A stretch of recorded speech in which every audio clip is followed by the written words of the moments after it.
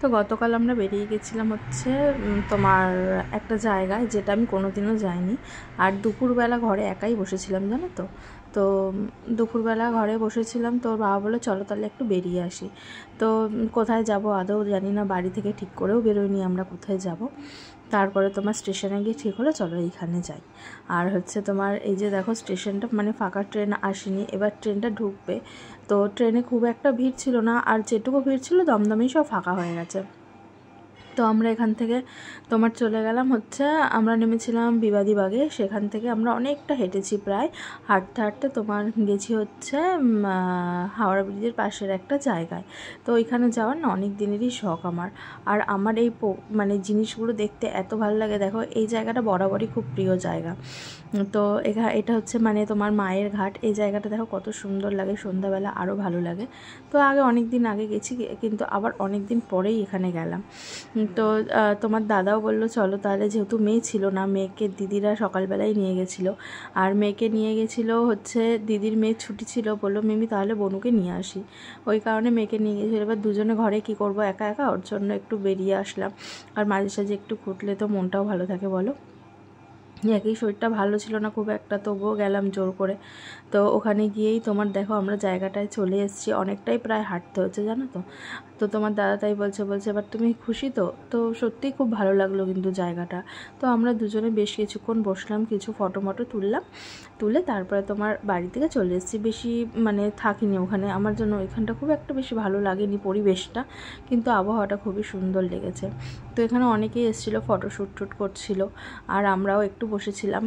আর তোমার সূর্য যে মানে অস্ত যাচ্ছিল, এত ভালো লাগছিল দেখতে না, কি বলবো। তো আর এখানে দেখো মানে হাওড়া ব্রিজটা তোমার পুরোটাই দেখা যায় এই জায়গাটা থেকে। তো অনেক দিনই ভাবছিলাম যে কি করে এখানটা দেখা যায়, কি করে দেখা যায়, এই জায়গাটা কোথায়। তো তোমার দাদা ম্যাপ দেখে খুঁজে খুঁজে খুঁজে খুঁজে বার করেছে। তারপরে দুজনে মিলে একটু গল্পও করছিলাম, একটু ভিডিও করছিলাম। এই করতে করতেই কী করেছে টাইমটা কেটে গেল জানি না। আর দুজনে যেহেতু টাইমটা খুব কমই পাই, ওই কারণে তোমার হচ্ছে এখানে বসেছিলাম। আর তোমার খুব তাড়াতাড়ি বাড়ি চলে এসেছিলাম, সন্ধ্যে নাগাদই বাড়ি চলে এসেছিলাম। তারপরে একটা দাদু চা নিয়ে এসেছিলো, দাদুর থেকে একটু লেবু চা নিয়ে নিলাম। যেহেতু দুপুরবেলা, আর দুপুরবেলা তো আমার না ঘুমালে একদমই হয় না, কারণ দুপুরে আমার ঘুমানোটা অভ্যাস। আর তোমার যদি না ঘুমাই ব্যাস, আর ঘুমাইনি যেহেতু, বাড়িতে এসে মাথা যন্ত্রণা ধরেছে, এই ওষুধ খেলাম এই খেলাম মানে। তারপরে ওর বাবাকে বলছে কেন যে বেরোলাম, না বেরোলেই ভালো হতো। তো দুজনে মিলে গল্প করছিলাম আর একটু চা খেয়ে নিচ্ছিলাম। চা খেতে খেতেই গল্প করছিলাম। আর জানো তো এই জায়গাটা থেকে আমরা গেছিলাম যে মানে এত ফুলের মার্কেট রয়েছে, এত ভালো লাগছিলো ফুলটা দেখতে।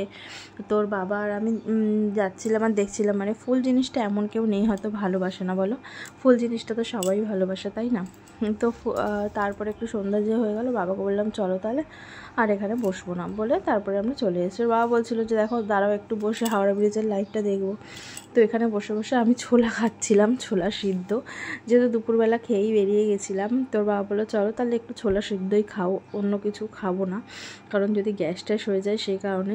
তো এবার বাড়ির দিকে রওনা দিলাম আমরা। আর রাত্রিবেলাটাও বেশ সুন্দর লাগছিল। আর আমার বরাবরই জানো তো একটা জিনিস হচ্ছে, আমি আগাগোড়াই জানলার ধারে বসে তোমার প্রকৃতি দেখতে খুবই ভালোবাসি, সেটা দিন হোক রাত হোক যখনই হোক না কেন। আমার এই অভ্যাসটা ছোটোবেলা থেকে, এখন বড় হয়ে গেছি এখনও মানে আমি যদি বসি না জানলার ধারে, আমি তো ফোন ঘাঁটি না, আমি শুধু হচ্ছে তোমার প্রকৃতিই দেখে যাই, যে বেশ ভালো লাগে জায়গাগুলো দেখতে তাই না বলো। আর ওর বাবা তোমার ভিডিও করছে, আমি বলছি আর ভিডিও করো না, ফোনটা যদি এবার পড়ে যায় না তখন কী হবে বলো তো। আর এই দিকটা পুরো জঙ্গল তো, অন্ধকার ছিল। তো আমি এক মনে দেখে যাচ্ছিলাম হচ্ছে প্রকৃতিটা, যে কেমন লাগছিল না লাগছিল। আর তোমার তারপরে দিদিও ফোন করছিল মেয়েকে নিয়ে আসবে। তারপরে মেয়ের শরীরটা বাড়িতে এসে দেখি খুব একটা ভালো ছিল না, কারণ ওর ঠান্ডা লেগেছিলো, তারপরে বমি করেছিল কেন জানি না।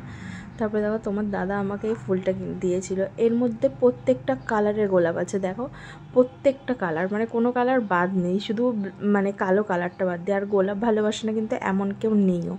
অনেকে বলে নাকি গোলাপের গন্ধ নেই, কিন্তু আমার কিন্তু লাগে নাকে গোলাপের গন্ধ। আর দেখো গোলাপ মানে এতগুলো গোলাপ, তো পুরোই ভাবছিলাম রেড নেব, তারপরে ভাবলাম না প্রত্যেকটা কালারই তো কখনো দেখিনি, তো নিয়ে নিই। তো সব কটা কালারই ছিল আর এত ভালো লাগছিল দেখতে। তো তোমার দাদার কাছে বলতে পারো আবদার করেই এটা নেওয়া, কারণ তোমার দাদাকে বললাম যে দাও এটা, তোমার দাদা কখনোই না করে না আমি কিছু আবদার করলে, তো এই ফুলটা দিল। তারপরে দেখো দমদম স্টেশন চলে আসলো আর আমরা নেমে পড়লাম হচ্ছে দমদম স্টেশনে।